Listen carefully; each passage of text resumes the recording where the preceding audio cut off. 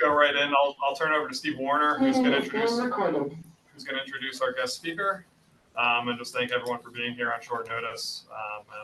And I apologize. What's the meeting ID? This is an unusual Everybody- format for me. Morris Township, 1776. Oh, you're looking for the Zoom link. No, the Zoom link. Oh, the Zoom link, I'm sorry. Yeah. Yeah, it's going to be different.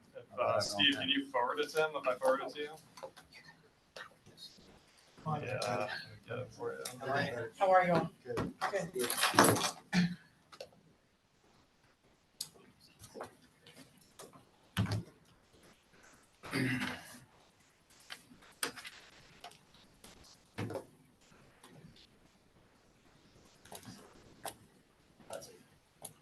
It's on our website too. Do I ask Tim what you need again? It's not on the But to website. log into Zoom, you need a Yeah, we meeting need Zoom ID. link. I get it. I'm gonna forward it to you on your, send it to your email address there. Send it to the cell. It's in the cell phone there, 201-280-8118. Is that easier? No. No? It's Okay. easier if I send it to your email. All right, let's go. Is that all Email right? it is, sure. I'll be right back. No problem.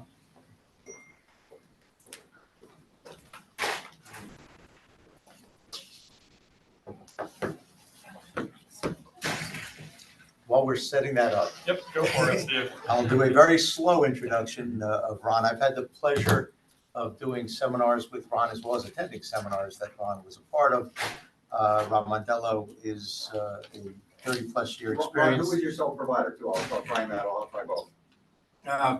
Verizon. Right, okay.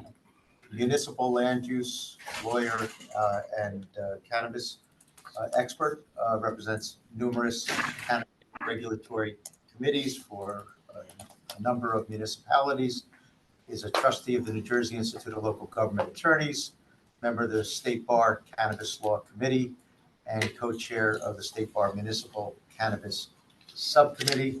And Ron has a PowerPoint presentation that we are hopefully going to get started up shortly, and is available for a Q&A on numerous issues. One issue, while we need a little more time before we get started. Yeah, it looks that way, yeah.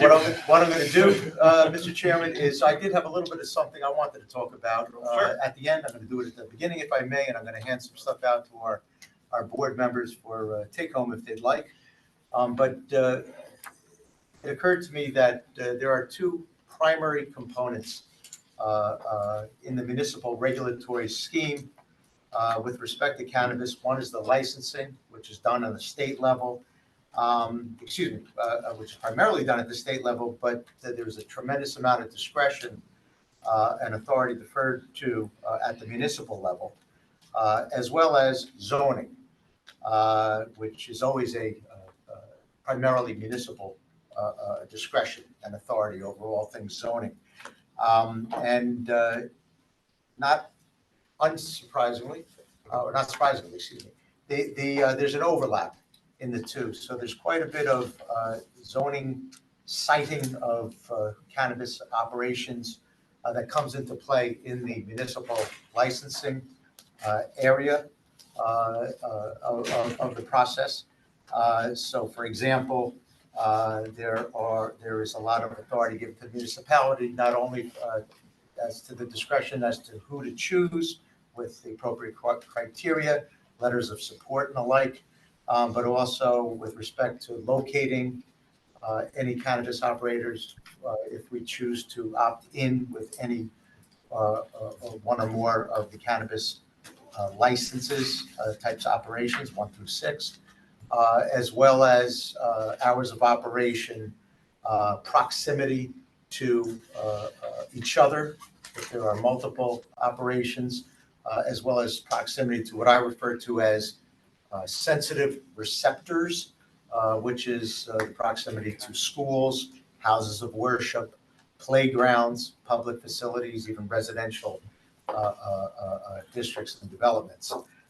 So there's quite a bit of zoning even in the municipal licensing aspect, as well as, of course, in the event we opt in any way, shape, or form, any operator would ultimately have to get the appropriate zoning board approval, usually planning board approval for site plan approval for the location and site plan issues related to any potential operation.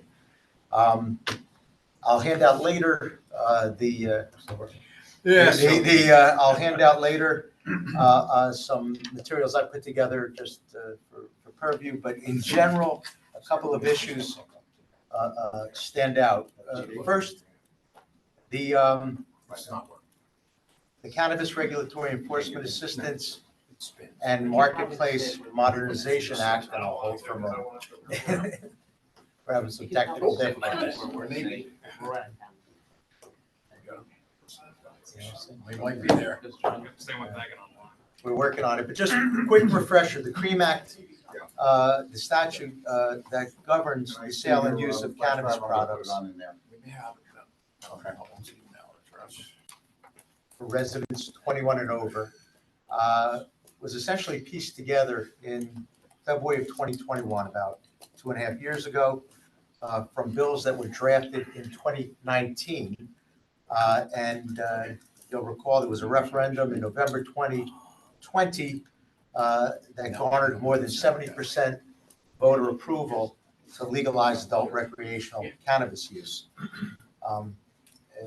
Interestingly enough, the preliminary regulations didn't come out until August 19, 2021, which was 2 days before the deadline for all 564 municipalities in the state of New Jersey, including our township, to decide whether or not to opt out or opt in.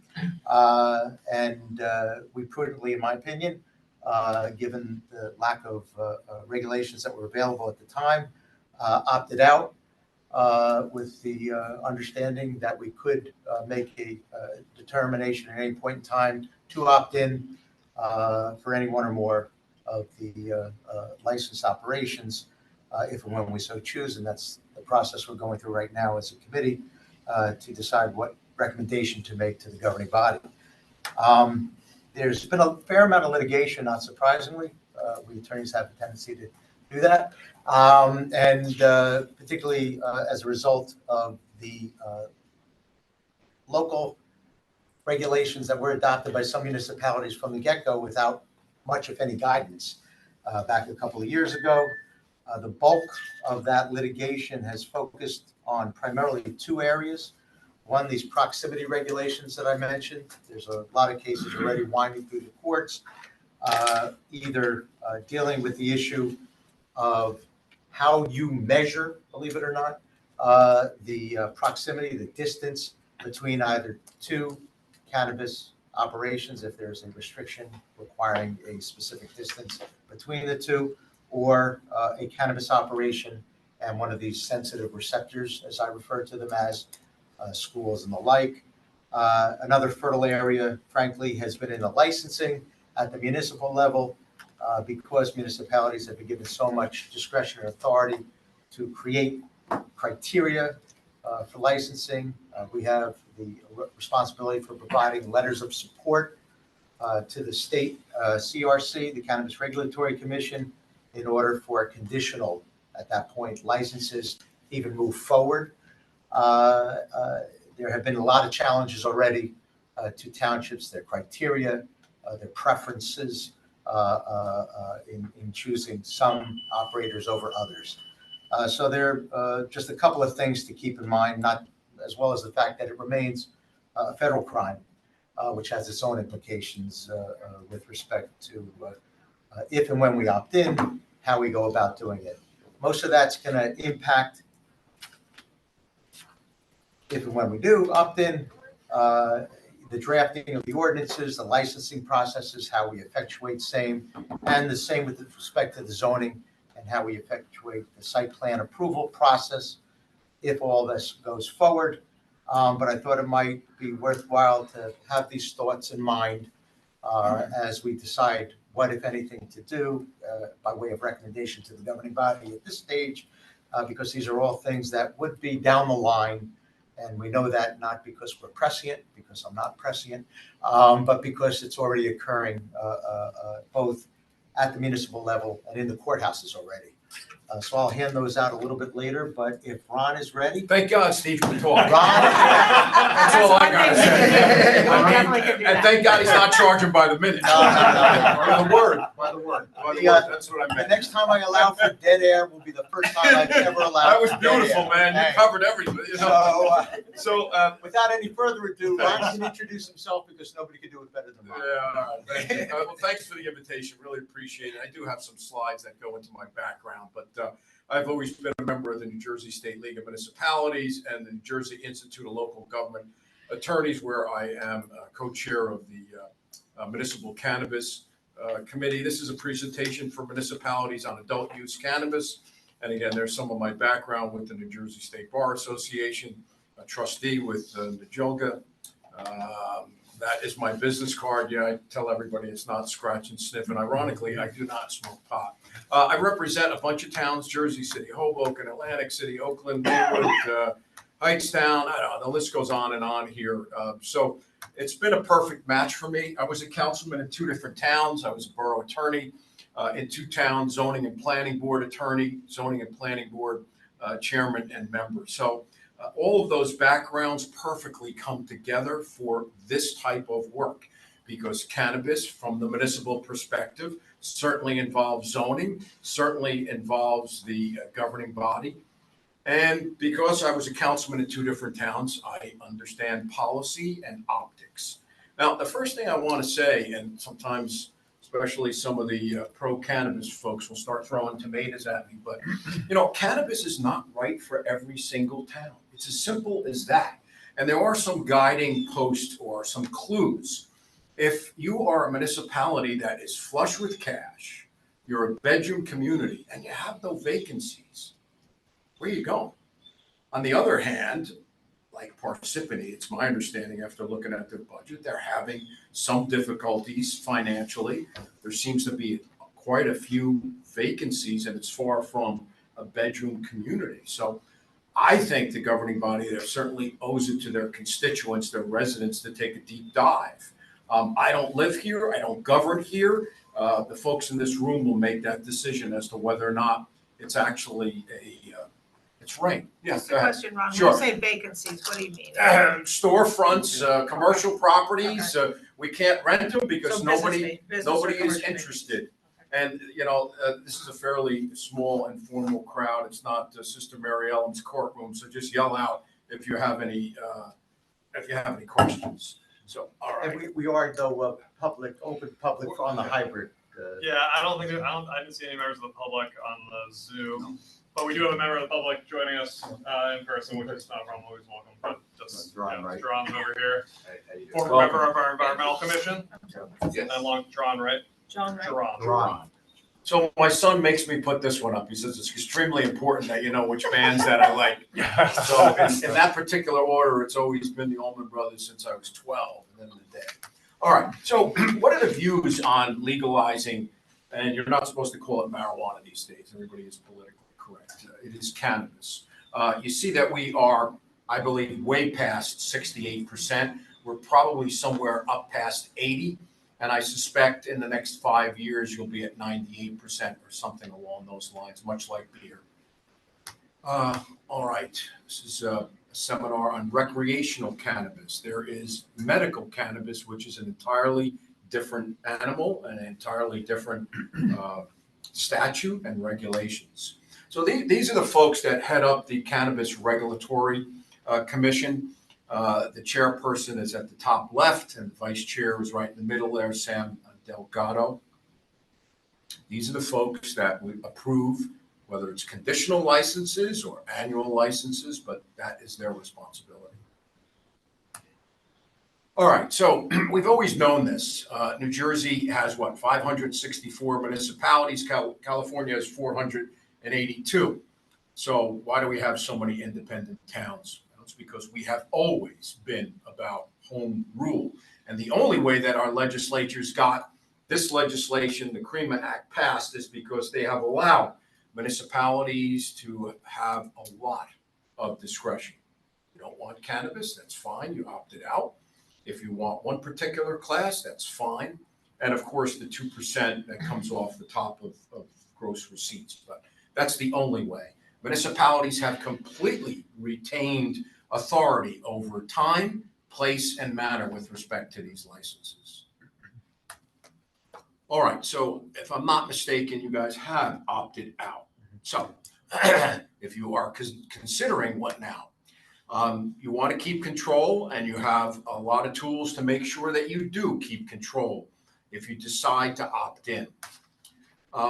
This paragraph, not going to read it, but just understand that even if you do opt in, you have the authority to make sure, just like cigarettes and tobacco and whatever, cigars, that you make sure, if you want, make sure that cannabis is not consumed in any places where you prohibit tobacco smoking and the like.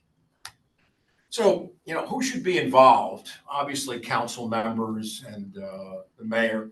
They typically will provide what I call the 10,000-foot view. You're going to have a lot of decisions to make: policies, distancing, community impact plans, community involvement, and some towns are very, very interested in social equity and inclusion goals, and I'm finding some towns are not. That is their prerogative. But the state has set up a scheme where social equity folks get priority. Social justice, those who've been convicted of various offenses, disabled vets, women, people of color. And then, of course, the construction, planning, and zoning officials never want to carve those folks out. All right, so this is somewhat repetitive with respect to the community stakeholders. You may want some local businesses, folks that are in SIDS, schools, university, law enforcement, citizens, and then, of course, your law department needs to be actively involved. We are obviously not going to go over this or take a look at this. I'll make this presentation available, but I put together, I think this goes on for about 2 pages, things that the governing body or the subcommittee here needs to start thinking about if you do decide to opt in. So there's a number of ticklers here that will start the conversation, and you'll figure out which way you want to go. This is that cannabis ordinance checklist again, just in a sort of a different format. Classes of licenses, micro businesses, testing labs, your cap. Do you want medical? Do you want consumption lounge? And it goes on and on and on. All right, so I'm going to assume some of the folks in this room already know this, so forgive me. So we'll go fairly rapidly, but once again, if you have any questions, just blurt them out. So a class 1 is a cultivator, pretty obvious, sells and may transport cannabis to processors, wholesalers, retailers, but never the end consumer. A manufacturer essentially takes the raw cannabis and turns it into, and we just last Friday got new rules and regulations from the CRC as to edibles and other types of ingestible cannabis. But they process that raw cannabis into those items. And there it is. And machinery can be very, very costly. I like these 2 licenses if you've got the room. Why do I like them? They are not intense. Public's not allowed. You simply have employees. There's no signage. Nobody knows what's going on in there. So there isn't a lot of foot traffic. There's not a lot of problems, but you need space. I know folks are always concerned about odor. The technology has really, really gotten very sophisticated, where individuals with white lab coats will come in, they'll measure the terpenes in the air, and they will put together a odor mitigation. It could cost hundreds of thousands of dollars, depending on which class of license and how big it is. All right. Yeah, please, go ahead, yeah. Can you speak just briefly a little more to that? I know that one of the concerns that traveled around this table a few times in the last few meetings was the concern of odor, and just, I know that you were very succinct in your opinion, but can you compare that to, whether you've seen a change in that opinion across other municipalities, with improvements? I've seen the change if the municipality makes sure that the cannabis business does what they're supposed to do. Okay, and if you don't, you're going to get complaints. Harmony over in Secaucus, I mean, you could smell it as you drove down the road. Now, Harmony's in dire straits. The court system is liquidating them, et cetera, et cetera. But the technology is there. It's not just carbon filters. It's not just HVAC. Now, you need not worry about a dispensary. Everything is prepackaged. Sure. You know, there aren't jars where it's opened and you come in and say, I want to smell what that smells like. That's not the way that works. State law requires that the odor be contained to the property and not leave the property line. If it's not done properly, it absolutely will. With a cultivator, to a lesser extent with a manufacturer. I mean, they are essentially taking cannabis that's already in a bag and sealed, and they are just putting it into some type of equipment that takes it from there. It's a good And question. If I And could does jump the- in, oh, I'm sorry. Does the municipality need to exercise extra restrictions to affect an efficient adherence to those laws, or do you think the New Jersey laws about No. about smell You already know, cover that? great question again. How often have you gotten help from the state? I mean, there's 3,500 licenses out there. Most of them will fall by the wayside, but you can expect the state to come once, inspect it once, and then it's on you. Hence, you're seeing some application fees where people find it offensive, but I don't. $10,000. You know why? Because your construction code official is going to have to go out there, especially when there are complaints lodged or problems, because you're going to have to self-police this stuff. I don't believe that the state has the resources to do it. So yes, you absolutely positively in your ordinances, in something called a host community agreement, can say, listen, you're gonna pay for these scientists to come in with the white lab coats, measure the terpenes, and figure out exactly what the system should be. To a much lesser extent with the dispensaries. If I could dovetail real quick off that, and while it may be a less likely scenario for a cultivation or manufacturing, given our township's makeup, as opposed to perhaps another license, in White House Station, Reddington Township in Hunterdon County, they had a situation, I think I mentioned last time, with a Walmart, with aquaponics, but I'm blanking on the word. But where it was a growing facility. Cultivation. In the Walmart, there was the same odor problem driving by. My understanding now, frankly, is that it appears to have been rectified. So the technology is there, and of course the municipality in that circumstance was able. There were conditions of approval with the site plan approval they received, etc. But of course, once there's a violation, or you got to go to work, you got to enforce it, and you got to require them to put the mitigation in. They did, and apparently it's working. But to that point though, if the state comes in, they do their first round check and say, nice job, see you later, but then the responsibility falls on our law enforcement. What's the level of authority that our law enforcement has to institute any type of regulations or fines to that effect? As much as you want. That's why this was passed. Some will say you have too much authority.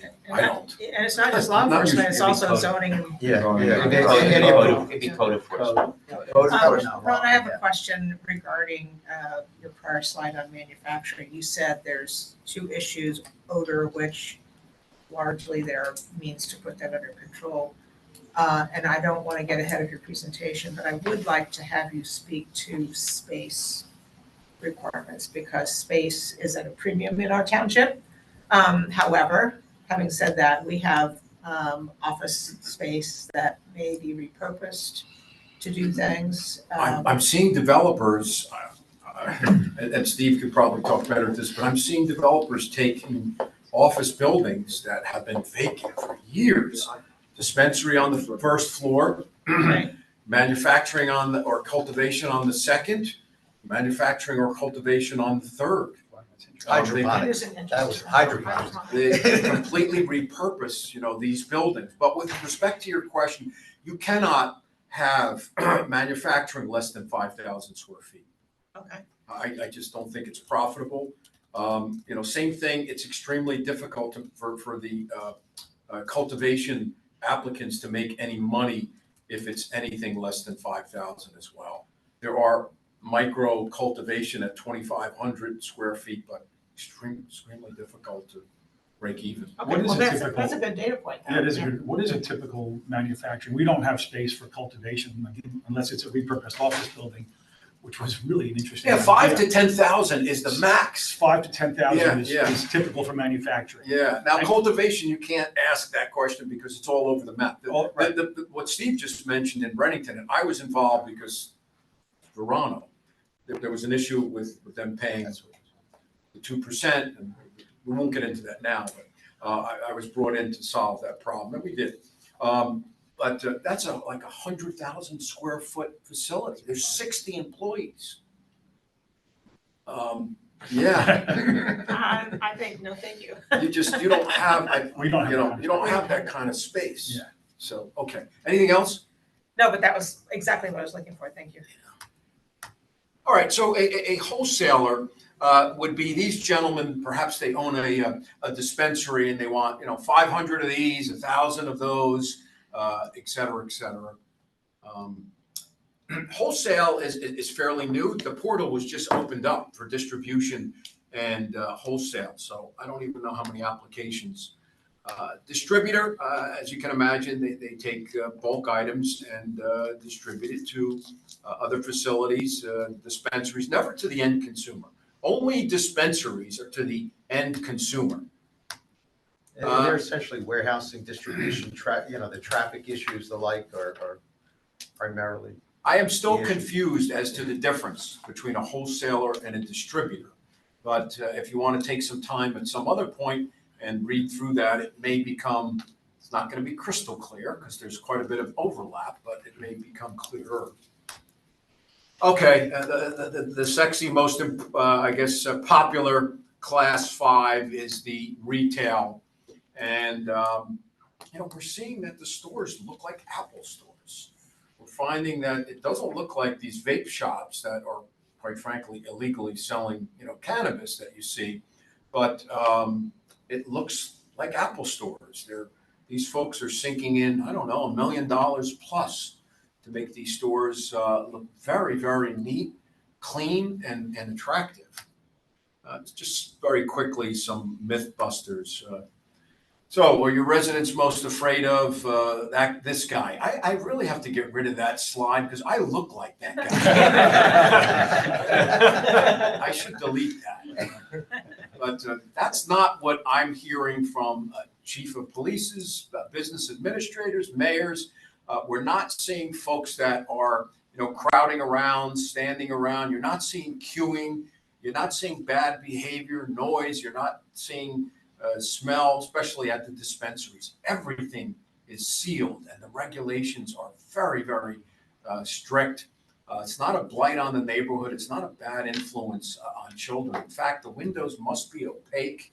No child is allowed in the store unless mom and dad want to bring them. All right. And just with that, you mentioned the queuing, and that was a concern, and maybe is a little bit of a concern initially when anything's new. Chipotle, I think, right, was Morris Plains was quite a lot of queuing in that parking lot. There's queuing every day at Chick-fil-A. so, Chick-fil-A, maybe I had the wrong one. Chick-fil-A, I don't know which. Good for me, I'm not going to either one, but they do all have, as I understand it, waiting rooms and reception areas, and so and the opaque windows. They have bouncers. And bouncers, and Security some- checking IDs at the door, right? And restrictions on signage, even in the statute, if I recall correctly, let alone municipal restrictions that we could apply if we. No marijuana leaves, anything to that effect. And most of the dispensaries are hiring off-duty police officers from the town. Who knows the town better than them? I have a question. I had heard, I don't know if this is true, and you certainly will, that there are only so many people allowed at a retail counter at a time. Anybody else has to be in a waiting room? Is that? It's a 1-to-1 ratio. Well, my understanding is, first of all, it depends on the size, because if you've ever been to Ascend in Rochelle Park, it's pretty big. You can allow a lot of people. I think they've got 7 cash registers. But the smaller ones, absolutely. There's waiting rooms, and there's other technology too. We're seeing that folks are using their app, and they are ordering, and then curbside pickup. And one of the police officers has to accompany them, check the ID, make sure that they're not, handing it off to someone who's 16 years old. And we say curbside, they still have to come in. I'm seeing that they, in some instances, depending on the way it's set up, they can pull up right to the front and two folks will come out. They've already paid for it and just hand it off and get out of here. They check the ID and hand it on. Oh, okay. Interesting, okay. All right. Real quick, Megan, you're on virtually. Do you have any questions before we keep going forward? No, thanks for checking. I'm good.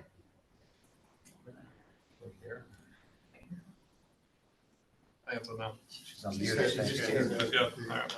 I'll take that as a no. Okay. Yes. I'm seeing that, more often than not, this is what they look like. Always opaque, windows. You cannot see. You're not allowed to be able to see. They can't display anything on shelves. All right. So this cannabis delivery, interesting. Did you say that there was a cannabis shop opening up in Morristown? Well, it's been Dispensary. delayed, but a dispensary on our border on Ridgedale Avenue. Okay, so even if you decide to opt out, which I respect and remain opted out, that dispensary in Morristown can deliver to your town 24/7, and you have no authority to stop them or have any say, and they get all the revenue. So if it's geographically close, they don't even need a Class 6 license, which is essentially a small operation with maybe a couple of vehicles that have GPS and cages for the cannabis, and they deliver a cannabis to whomever. They can go to different dispensaries, pick up this brand, that brand, and then deliver it to the end user. But as just a point in fact, a Class 5 retail dispensary, if they decide that they want to engage in delivery, they can. So that Morristown dispensary can deliver to your residents, constituents 24/7, and there's nothing you can do. Question, what keeps Uber or Lyft or Grubhub or any of those meal delivery services from cornering this market, since they have already fleets of people that deliver? Great questioning. I've got a C- in marketing. I have no idea. But I'm guessing that they will. Why not? Well, they If wouldn't there's have a money- license though, right? Well, they have to be licensed wouldn't and be they have to have the licensed. protective gear in their vehicles, right? Well, this is down the road, and who knows? I mean, we are building the airplane as we are flying it. So one would think. So that- I think you're right. It's going to one be a would think, very though, different if market. Class 3 years from 5 now. on our border opts not to do delivery and has everyone coming to their site, we theoretically could do a Class 6 delivery license and they could team together in a way that is financially viable for both.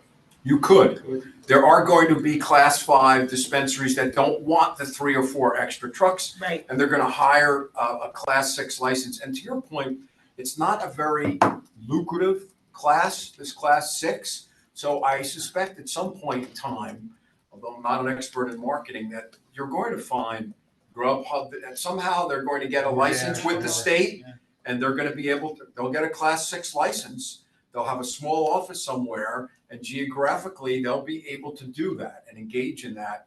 And it'll be much more profitable and cost effective for them versus somebody with 3 cars trying to pick up from a bunch of places. And again, it has to be an area where the end user, the customers are fairly well-to-do because they have to pay for that delivery. Mhm.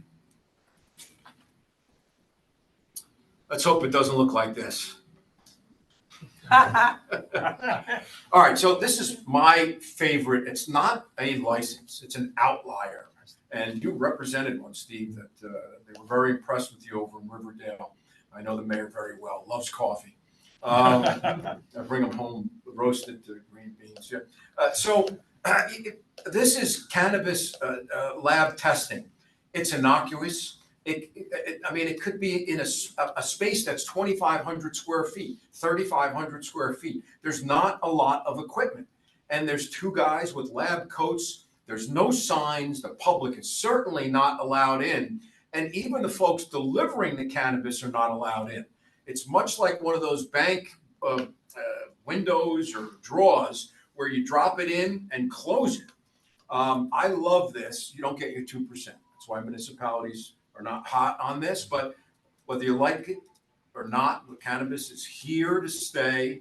And let's make sure that folks over 21 that are using it doesn't have fentanyl, it doesn't have pesticides, it doesn't have metals. So we need these types of businesses. There are not many that are cost prohibitive. I think just the equipment's probably $1 million plus. So you're not going to see a lot of labs. Real quick on that one. No, just real quick. From what I understand about labs and cannabis growers, is that every harvest has to be laboratory tested, like almost like an FDA label that says what's contained. I guess THC, whatever, what's actually in that. It's product. highly regulated, and there are, the folks from the cannabis lab testing have to go to the site. An individual from the cannabis lab has to be with them at all times. You take a sample, it gets sealed. Part of the sample stays with them. The other part goes back to the lab. It's all done electronically. It's not manual. You put it in the computer and it spins out exactly what, nobody's writing in any numbers, highly regulated. Documented at the state level. The biggest difference, not the FDA, of course, Right. because it's a crime federally, so it's a ISO standards. It's an ISO standard. Very difficult to that are get. used, Yeah. How do they regulate the delivery, like who's checking IDs on that situation? If the delivery is going to someone. Talking testing or retail? I'm going back to like the class 6 license, driver. like Got back some to class 6. kid orders it and they bring it to the house. Yeah, so that individual who has the class 6 license has to also have a cannabis handling license. And they're charged with taking a picture of that license and it gets uploaded. And if they, hand it to the wrong person, they're gonna lose that cannabis license that they got from the state. They're never gonna deliver again. And Is your law question- enforcement is your can, and question I'm to sure make does sure- check that. Is your question to make sure they don't deliver it to a 16-year-old, someone who's 21? Yeah, well, I'm just wondering how it's regulated. I assume it's the same as wine delivery from Garris to your home, right? They will only deliver it to someone who. They have to see the ID, they have to get it scanned in a second time, because when they order it, it's scanned Right. in. And it's gotta be the same ID when I give it to you. Same as alcohol delivery, I assume. All right, so moving along here, some of you folks may know about a micro business. Some towns are very interested in this, some are not. All it is scaled down versions of the class 1 through 6. For instance, the cultivator, the dispensary can't be more than 2,500 square feet. The cultivator can't possess more than 1,000 cannabis plants each month, which I thought was quite a lot. But what do I know? So there are a lot of restrictions. It's really scaled down. The legislative intent was to give the little guy, little gal a chance to get into this business. The fees are much, much less at the state level, and some of the requirements are much, much less. And the still 2%, 1% for the wholesalers? For everybody. Well, Oh, sorry, 2% it's for- 1% for Wholesalers. wholesalers. Yeah, 2% tax for Everybody else. everybody else. The other 5 licenses out of the 6. All right, so this is very important to understand this. There is a conditional license, and we're finding that most folks are applying to the state for what's known as a conditional license. They don't need any of the help from the folks in this room right now. They can simply fill out a compliance plan, a business plan, some other information, send it to the Cannabis Control Board, and they will get their conditional license. However, all conditional license applicants within 120 days, and it can be extended, have to apply for an annual license, and that's where they need the folks in this room. If you don't give them the resolution of support, if they haven't found the property, if they don't have a lease, those conditional licenses, and there are about 3,500 of them, and my colleagues think that 90% are going to fall off a cliff because they can't get resolutions of support from governing bodies, and they can't get site control. And if that doesn't happen, their conditional license evaporates. We good on this? Okay. And typically, the way it works in some towns is, and it may not be appropriate here, but Jersey City, Hoboken, they needed this because they're getting dozens and dozens of applications, and the governing body would collapse if they had to sit through it. So there's some type of cannabis control board, and then there's obviously site plan at the planning board level, and then you're off to the municipal council for a resolution of support. And not surprisingly, the defendant in a lot of the pending litigations, the municipalities are Jersey City and Hoboken. And so that because of the volume there and there's challenges to the letters of support, who's rejected, who's granted one, and proximity battles going on. Those, as I mentioned, are the two primary areas that I gleaned from work done by others, including Ron, on gathering the information with respect to these litigations that are pending, because it's very early on. Yeah, there's no appellate division cases yet, but I keep my fingers on all the litigation. And the good news is the courts are giving towns wide discretion. As long as your decision is reasonable, not, well, we gave it to Vinny because it's the mayor's cousin, that's unreasonable. But as long as it's reasonable, it's being upheld. All right, let's move along here. All right, so let's talk about the annual. Now, in order for me to apply for an annual license, I can't go anywhere without the folks in this room. I need a resolution of support. I need site control. It's the only way I can apply for an annual license. We clear on that? I'm confused over how a business can set up and then have to renew its license annually. I mean, that seems like an oxymoron to me. I don't follow you because. So I'm gonna invest in setting up a business. Yeah. I have a provisional license. Sure. And now you're saying I have to get an annual license to allow me to continue to work? Okay, so this conditional is just, all right, listen, we're gonna allow you to apply, but you've got to show us that that you have gotten all the other important stuff, the resolution of support. And once you have that, yes, you have to renew, but it's not an onerous, it won't be onerous, it's money, okay? It's like our liquor license establishments, they have to renew their license every year. Oh, they do? Yes, Okay. ma'am. And the chief goes through and does a background, and if there's any issues that are with the license, he refers them back, and the township committee can either It just seems, not renew it or. it just they seems can charge put me more and restriction give me on 5 years, so I don't have to go through No, that. no, They have a lot of the liquor violations. license establishment. To your point, I mean, it is a way, it's probationary. Because, if you find one of these cannabis dispensaries 3 times in a row now have sold, pot to someone who was 17, maybe it's time to yank their license. Yeah, that's a good thing. Just- That's a good issue. Just one point of clarity. The conditional license is occurring at the beginning of their process of looking for space and getting everything figured out. But they're still applying for their annual before the actual dispensaries open. Exactly. You're not talking about them opening a business and then having to apply. No, again. Yeah. figure it this way. The conditional licenses have some pretty severe restrictions. You cannot make more than 200,000 a year. So the big MSOs, multi-state, they're going right for the annuals. Yeah. And other folks have gone the conditional route. Got it. And so they can open for business with just the conditional. No. No, They they must can't. apply to get their annual. They got to get the resolution of support from the governing body and the mayor. They have to have site control. They have to have a lease. And then they've got to get the building permits and everything else from your town. And then they Then they open. Yeah. And then they open. And it's not unusual to have a local licensing process. Because once again, who's going to go out there every couple months and make sure that these folks are doing what they're supposed to do?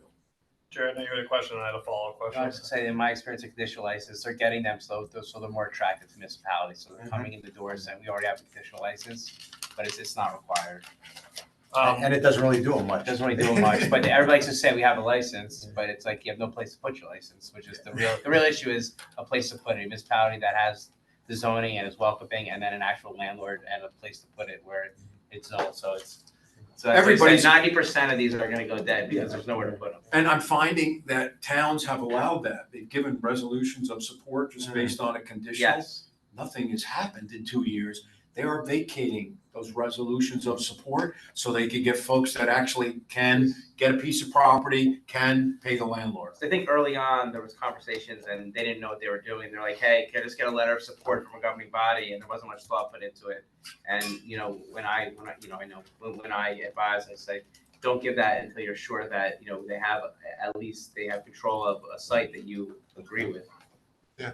Ron, are all the different license types renewed annually, all of them? Yes. Okay. Mayor, did you? Yeah, but Bill, you can go. Yeah, this is a quick question. So Ron, can the costs associated with compliance, for example, the odor compliance, all these new regulation and things like that, can that be passed through to the licensee separate from the 2% transfer? Yeah, if I could put my councilman hat on, absolutely. Taxpayers should not bear the burden of these businesses. And you can put all of that in a host community agreement, which I always advise, do it after all of the approvals. Otherwise, the courts are gonna view it as, come on, you held this over their head in order to get, in order to give their approval or grant their approval, you wanted X, Y, and Z. So I suggest that you do it after all the approvals. Now, the cannabis business may say no, but I think it's the wiser approach. If I could on that host community agreement, as I understand them, correct me if I'm wrong, Ron, Jeff, the similar to developers agreements, and good advice from Ron, because at least in the zoning world, at the site plan approval stage, there's a case Nunziato that says you cannot require or exact off-site contributions or improvements or payments in the context of getting a zoning or planning board approval. So that's why it's the type of thing that agreed better at the end than too early in the process. And some of it can be weaved into your ordinance.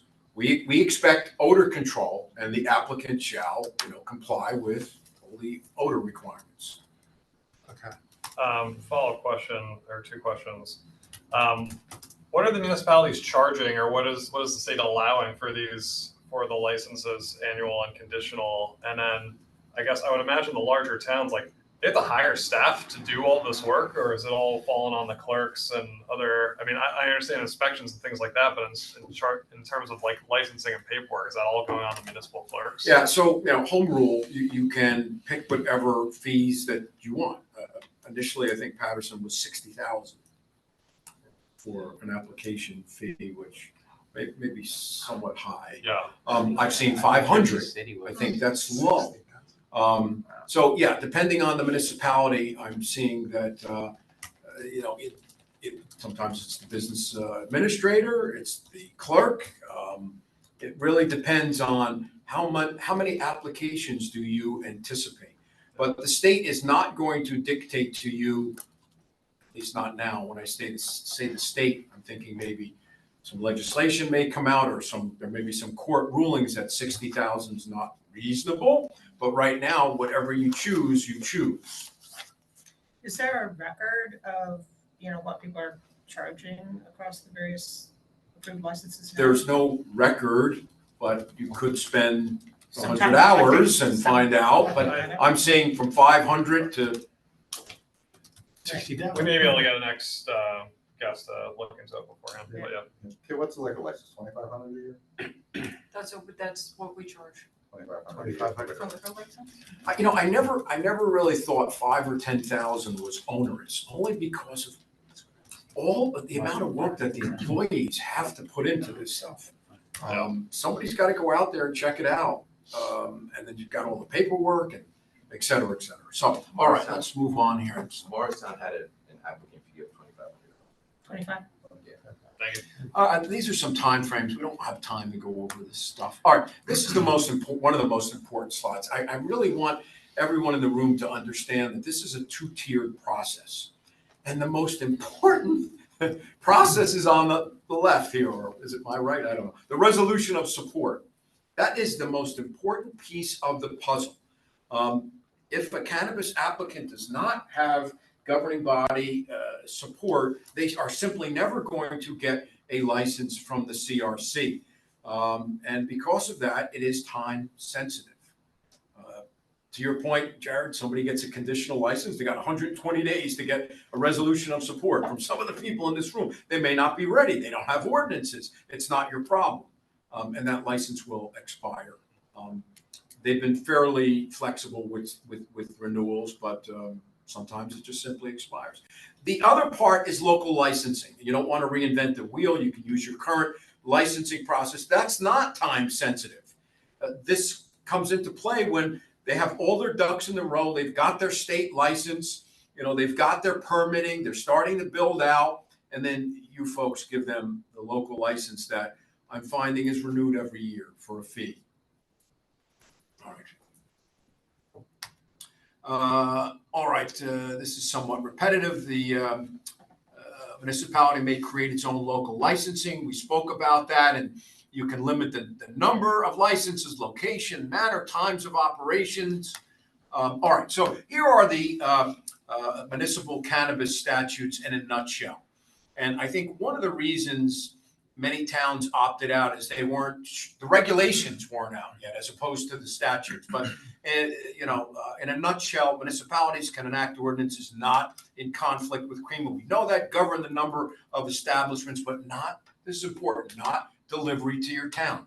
I had a mayor in Morris County tell me, I don't like cannabis. I'm going to put a police officer around the perimeter of my town, and nobody's coming in with cannabis. And I said, Mayor, with all due respect, you're probably going to be indicted, and you're not going to win the next election.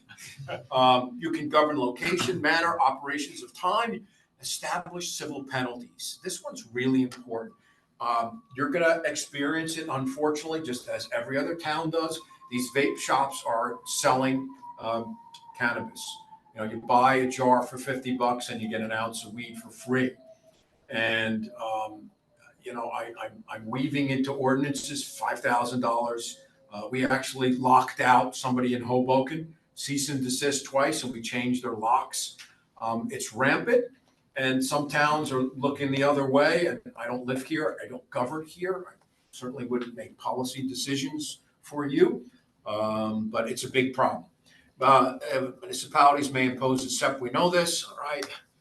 Well, when the regulations came out with respect to municipalities, there was no epiphany here. Sure, there were more details, but not much changed for municipalities. You can enact all kinds of ordinances, not in conflict. We just saw that. Place numerical limits. We just saw that. You can govern the location, distances from schools, religious institutions. We just saw that. You can establish civil penalties. You can create and impose your own local licensing. And towns are always free to prohibit any class of cannabis license, but you shall not prohibit cannabis from being, once again, for the fourth time, delivered to its residents, or the transportation of cannabis through the municipality to a designation outside that municipality. These regs not just, but they became effective February 3rd of this year, 2023. So it took 2 years or more, roughly 2 years, for final regulations actually to have been adopted. So when I mentioned earlier on in my soliloquy there,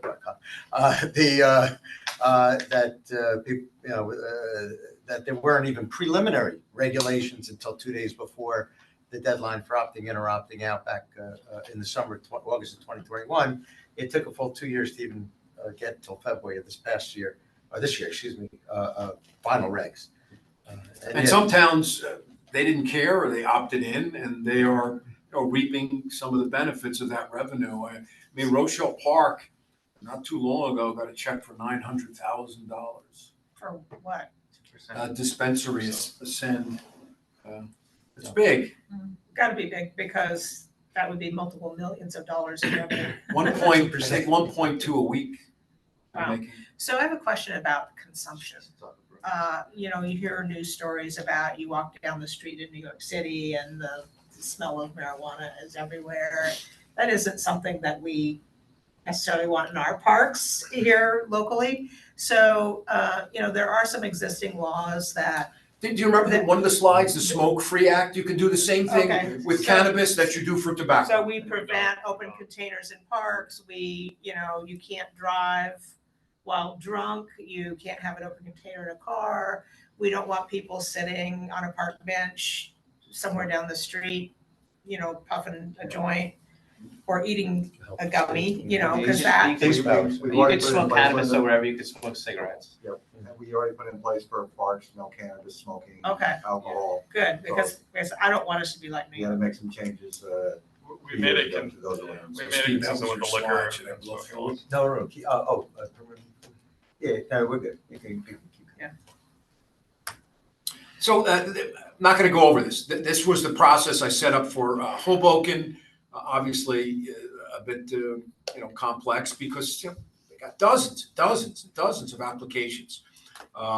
Same thing with Jersey City. This was very interesting.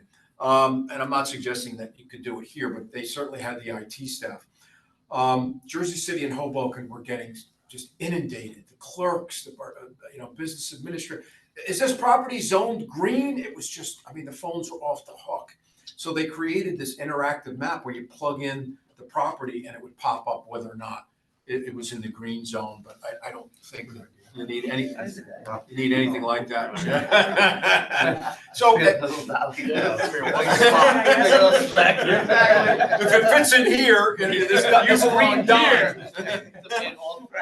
But there are some things, some best practices. But no matter what, you should set up a web page. Certainly not the interactive one, but frequently asked questions, because otherwise your staff is going to be handling those calls nonstop, and they don't need it. When I put this together, these are other cities that they had their own cannabis review boards, and I first thought that maybe scorecards were the way to go, but quite frankly, the courts have been given such discretion. Little is better. Just, whatever you decide, that's great, as long as it's reasonable. Okay, the last bullet. This is very important for the clerk. No cannabis application OPA rules. Many documents submitted to the municipality as part of the complete application are not public records. They're not operable. And there are the regulations and the statutes there. Because what many towns do, they are simply replicating what the state wants, or at least changing it somewhat. None of those documents are operable from the state. You shouldn't be able to see my business plan. So the same thing holds true with a municipality. All right. So any police officer can stop someone who is transporting or delivering cannabis and ask for that cannabis business identification card or a copy of a transport order. And we've said this too many times, that you can't restrict the transportation. And the last one, where was I? Alamucci. I guess there's a lot of farmland, and they were very happy with this one.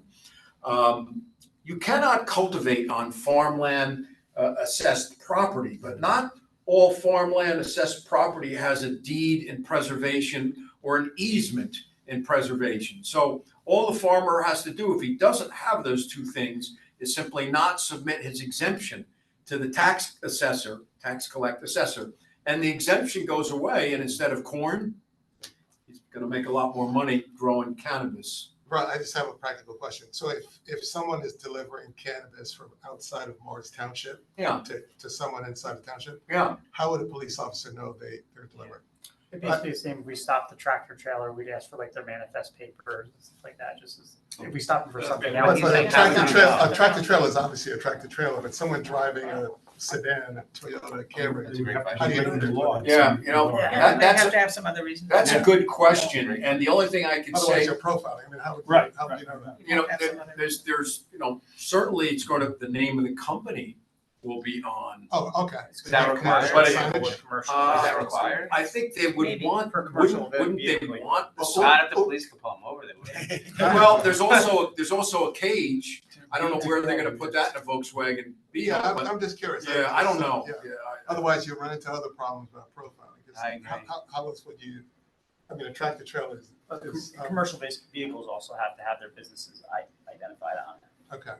And that would be a commercial, it Yes. have to be. So do we have commercial plates? Also, any commercial vehicle, you see, like it has that magnetic sign on it, so it's gonna have Okay. something. Okay. Like dominoes. But they couldn't have like a cannabis leaf on it, that's for sure. There can't be any indication that it's a cannabis business. But it's a good question. I don't have an exact answer.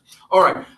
So what are some of the limitations? Grocery stores, delis, indoor food markets. You can't have cannabis in any of these places, including retail sales for alcoholic beverages. And strangely enough, no food whatsoever, not even water. Okay. All right. So what's the proof of local support? A resolution by the governing body that includes a determination that the town has authorized the class of license sought by the applicant. and a confirmation that if you have a limit, you didn't exceed it. So in other words, if you only opt in for class 5, we don't want to see a resolution for class 1. If you have a numerical limit of 2, we don't want to see a resolution that gives somebody number 3.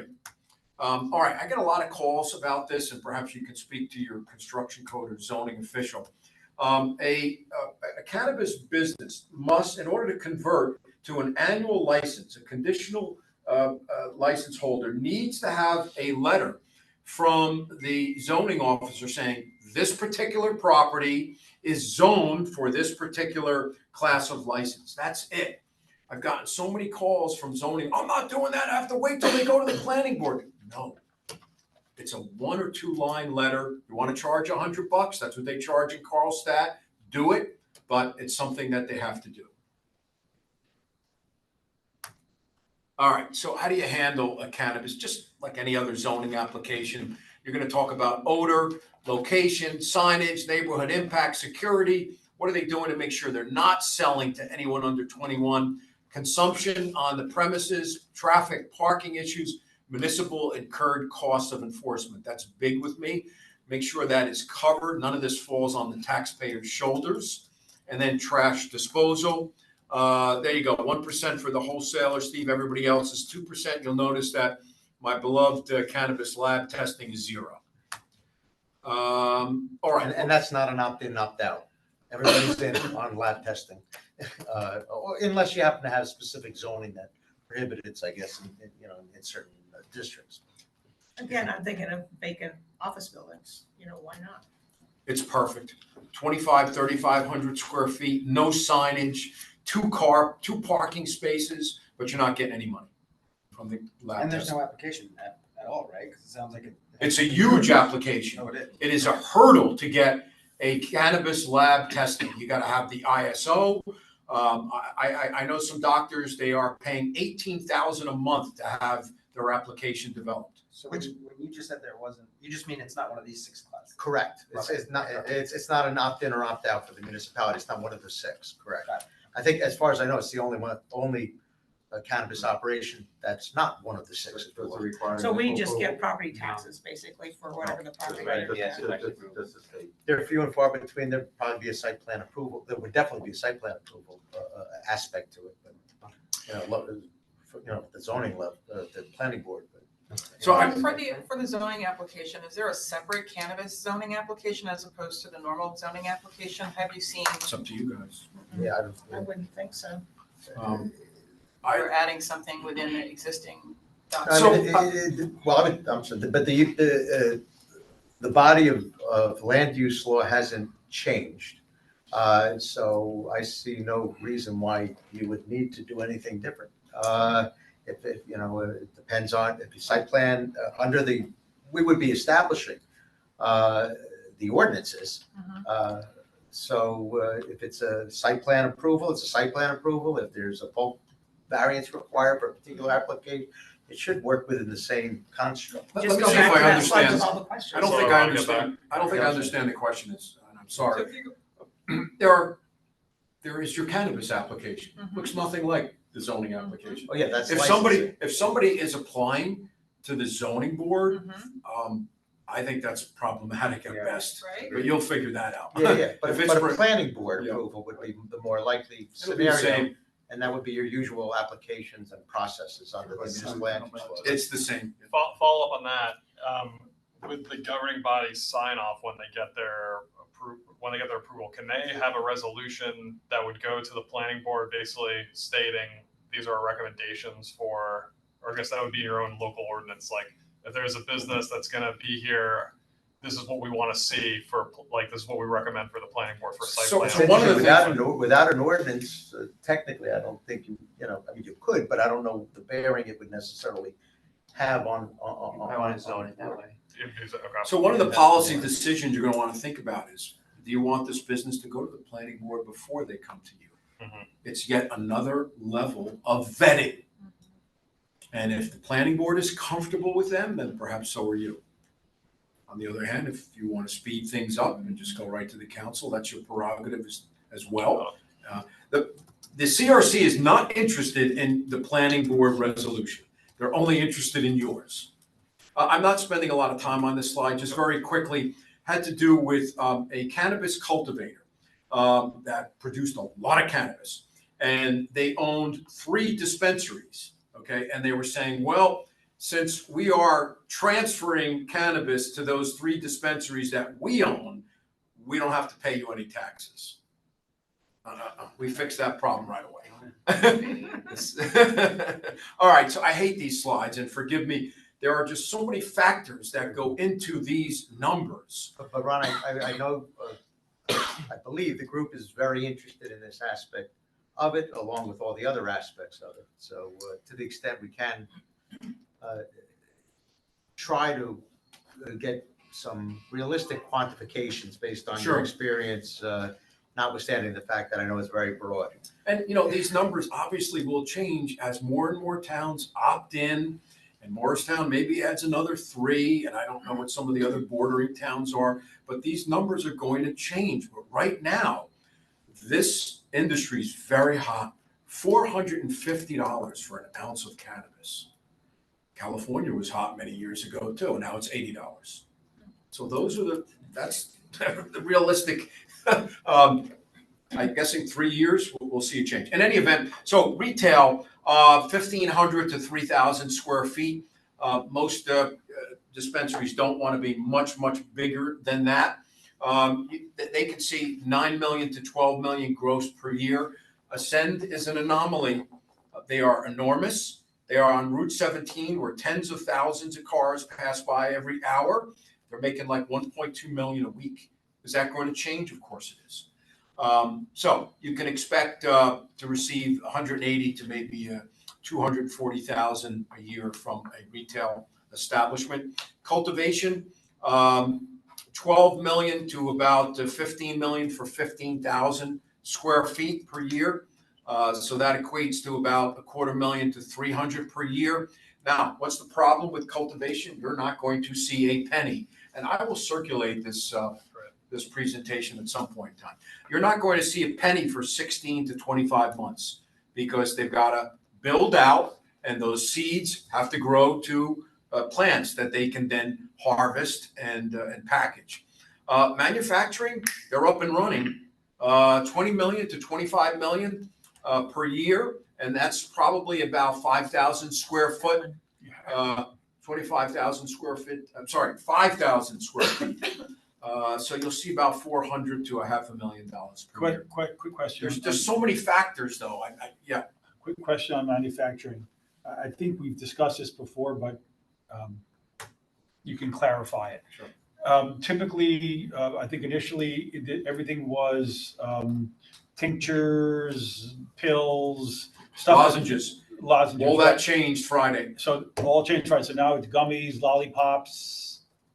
Make sure that the packaging is not attractive to children. Right. You don't want a picture of Oreos and there's Oreo edibles in there. Right. So all those edibles now are They're on the table. Yeah. Okay. Now, what about baked goods, brownies, cupcakes, anything like that? Or is that you need a kitchen? It's the same. I mean, I think it's. I don't really know, but I think it's the same process. And I do know folks that are making brownies legally, and they package it, and it's got cannabis in it. Yeah, I think you need kitchen facilities probably for the But you know what? I like this slide much better. What are the other potential benefits for the town? Local employment. Most towns, and you can require that the cannabis business hire a certain percentage of local residents, or explain why you can't. Nobody came to us. I don't think that's an accurate answer. Positive community impact. Cannabis businesses are required to show and make a positive community impact through education, donations, expungement, clinics, volunteerism. I see this often that many cannabis establishments will say, all of our employees are going to dedicate 25 hours a year, and we're going to pay them. It's not unusual. I think it's another area where you got to be careful at the planning board stage to not perhaps require as conditions of approval these types of things, even though I think the planning board should stay away from Yeah, that stuff. yeah. Stick with zoning. Exactly. So kind of piggybacking off that, Steve, could it be a condition that says that, okay, this cannabis operation, whichever operation it might be, is going to give back to the community some X, in addition to, the 2% or the 1%, X% to fund our recreation programs, our drug rehab programs? Yes, however, you can, but I would suggest you do it after all the approvals in place. Because then it is businesses deciding what they want to do. Like any other I business. just member of a community. Right, just being part of that community. We spirit. just did it with Ascend. They have all their approvals. They could have left us at the altar and said, we're not doing any of this. They did quite a bit. Good corporate citizen, right? They want to be good neighbors. Now, on the other hand, they may say, we're not doing any of this, and you have no recourse. I kind of flinch. You answered our question. I kind of flinch. I kind of flinch when it's done before, and I have seen towns say, we would love for you to pay for one police officer, pension, salary, and of course they say yes, yes, yes. That concerns me, but I've seen it happen.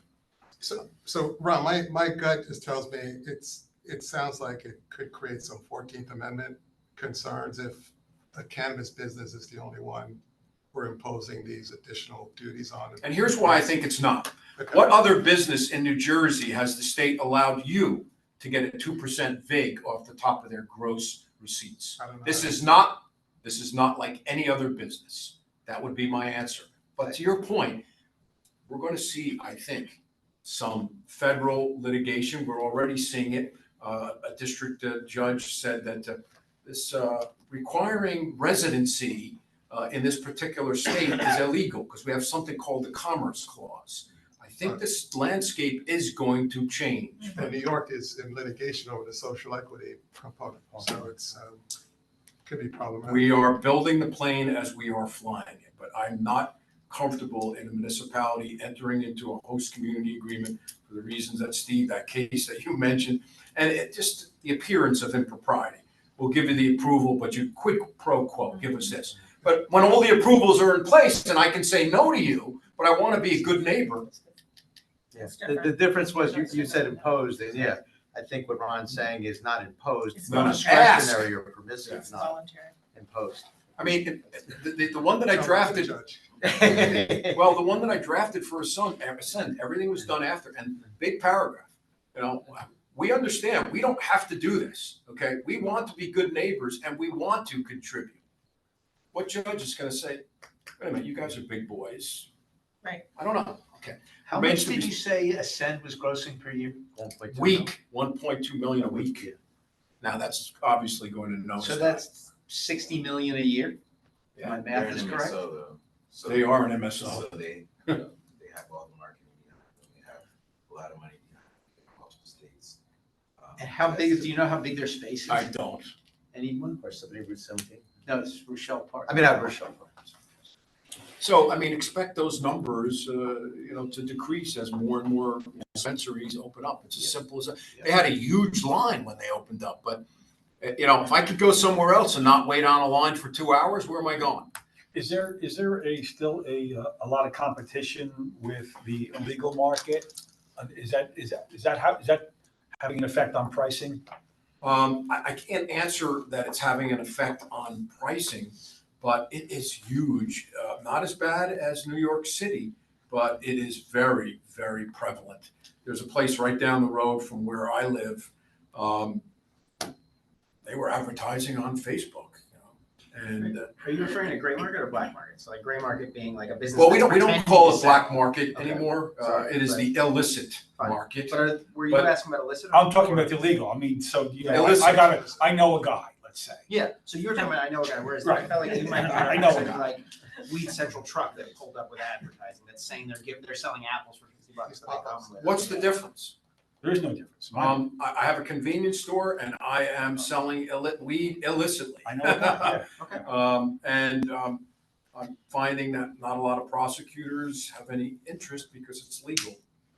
I'm thinking there's going to be some changes down the road. That's what I'm hearing from some lobbyists and from senators, that they are going to try to put the hammer down, but I think it's always been here. It will always be here. I think that there's going to be a balance. One is going to drive the other, but who knows? So we had in our town, one of the other towns I represent, that there was a store that was selling weed illegally. So what we recommended to our law enforcement was to go in and make buys and arrests, because it's still illegal to sell weed without a license or cannabis without a license. So they said, we know about it, people are walking in, and we actually told them to go in undercover and make a couple buys, so you had good evidence. So that would be the recommendation there. I'm going to ask you what town later on, but that's the way to do it. I am finding some towns that just simply don't want the police officers involved. And they leave it at that. And it can become a zoning issue, but you got to have somebody go in and make the The buy. things like, if you don't protect your legal businesses, like this town has 3 retail stores, if you don't protect your 3 retail stores, then they're gonna lose faith. So I think that they did that to protect their legal retail stores. And obviously, when you talk about like products, you want to make sure that people aren't getting fentanyl and they're getting like good products. So I think there's a host of reasons why municipalities should enforce Health and safety. health and safety, even if the county prosecutor's not taking the cases. And I don't know if in Morris County, but I know maybe in Union County, Essex County, whether they take those cases or not. But I do think that enforcement and making sure that illegal transactions aren't taking place should be a priority. Agreed. I'm not going to spend a lot of time on this because they're going to speculate that if you decide to opt in, you'll get a handful of applications and the governing body will simply review them. Cannabis review boards are really set up for bigger cities, bigger towns that are going to get dozens and dozens of applications. And Jersey City, their agenda goes on to 1 a.m. Could you imagine if we added the 70 applications that my board has gone through? So I'm not sure that this would be applicable, but there's some charts here that you can take a look at if you decide that you do want to go down that road, and as opposed to having the governing body do it, because maybe they don't have the bandwidth, but I'm going to speculate that they do. If you do have a board, make sure you do record keeping, emails between board members and professionals. That stuff's all operable. Transcripts of the meetings. All right, let's talk about the good, the bad, and the ugly of host community agreements. So our appellate division had no problem with host community agreements as long as they're reasonably related to the cost imposed upon the municipality by the operation of the marijuana, cannabis establishment. It cannot be, it must not be a quid pro quo. County, municipality, et cetera, said neither solicit nor receive from a cannabis business any payment made to a designated official, group, organization, exchange for zoning approval, proof of local support, all this stuff. But we especially need to be very, very careful these days. I need not put this up. I'm sure you're aware of it, but once again, you cannot offer anything of value. Don't solicit anything of value from the cannabis business. Government officials, this still blows my mind. And it's just illogical. They took the casino statute and just cut and pasted. Any member of the governing body or the municipal judge or municipality, any member of the planning board, zoning board, any professional planner or consultant regularly employed or retained by such planning board or zoning board can't have an interest in a cannabis business anywhere in the state if you've opted in. Any municipality, 564. Even if you're involved or represent one. If your town, we now have 3 sections of New Jersey, right? Not just north and south. We got Right, central. central. It's a work in progress. There's 4 counties. There may be more, but anyway. I understand the logic for casinos, but it makes no sense here. So you're telling me, And your spouse. And your spouse, immediate family. So you're telling me that the Asbury Park planner, his wife can't open up a dispensary here. End of story. Okay. Real quick one, Ron. We're at 7:50. We usually like to wrap up by 8. Okay. But just let you know, we All can right, go let's- on a little bit longer if we need to, but Now we're almost just a done. time check. So, with respect to host community agreements, so you want to recoup municipal costs. There is going to be some auditing. I hope I can put this in the right terms. Are you going to trust the dispensary to tell you that, well, we only made $1,000? You may need to have your CFO, and if he or she is too busy, well, then maybe you need to hire an outside third-party municipal auditor to do it. Taxpayers shouldn't be on the hook for that. That should be part of your host community agreement. That's reasonable. I don't see any judge saying that there's a problem with that. Police compliance with local laws. You can put in employment opportunities, the applicant to sponsor job fairs, attract local residents, women, people of color, reentry candidates, labor protection agreement, community education. None of this stuff is unreasonable. Provide state matching funds for municipalities' drug and alcohol. And I've yet to see a cannabis business say, we're not doing any of this, even after the approvals. Make contributions to local charities, schools, first responders, digital divide, participate in community cleanup. Again, it can't be a money grab. Build us a new rec center or give us 4 street sweepers or give us this money and we'll act favorably on the application. So here's maybe some problems we're going to see. Maybe Ascend at some point will send a letter to Rochelle Park and say, we're not doing this anymore because no other business has to do it. See you in court. I don't know what would happen in that instance. Maybe the cannabis business is going to say to you, tell me exactly where you are spending every single dollar that I gave you. Okay. Not every business can afford a host community agreement, micro businesses. And then, you're asking applicants who were jailed by your town to now pay money to benefit the town. And to your point, why should a cannabis business have to pay more than any other type of business? I'm not sure, except it's not like any other business. There are no provisions in the statutes or regulations authorizing a host community agreement, but nothing preventing it. Appellate Division had no problem with it. It's an agreement. The applicant and the town negotiate. And then I always throw this in there. Can the town ask the successful applicant license holder to defend and indemnify the town when the unsuccessful applicant sues them in court? I have found all the successful cannabis applicants have no problem with that. All right, so maybe you want some kind of site control, and you're going to want to put your host community agreement in your ordinance, your cannabis board, or your planning board. Use them to vet the applications. Should you have an appeal process in case you've got an aggrieved applicant? I would say yes. Within 20 days, 45 days, maybe you missed something. Letters of support from the mayor have no place in this adult use cannabis. It did with ATCs and medical cannabis. A letter from you, that was enough. End of story. Your licensing process should be annual. Keep tabs on the applicant. Are they complying? The annual license renewal will correct deficiencies. Plenty of litigation. I will stay on top of it. Here's some of the stuff that we're seeing, and Steve can fill you in maybe at another time. There's some of the differences between a medical ATC and adult use. You'll see medical patients can get up to 3 ounces for 30 days, but adult use licenses, they can't sell a customer more than an ounce, but they can come back every single day. All right, that is it. Thank you very much for your patience. I really appreciate the invitation. It is 5:74. Anything else? Ron, real quick, because you are so close to this, what can we reasonably expect to be coming down the pike in terms of new laws or changes to laws within the next, let's say, 24 months, 36 months? What can we expect? Yeah, it's speculation, but sometimes rumors are based in fact. I think you may see a retooling of the CRC.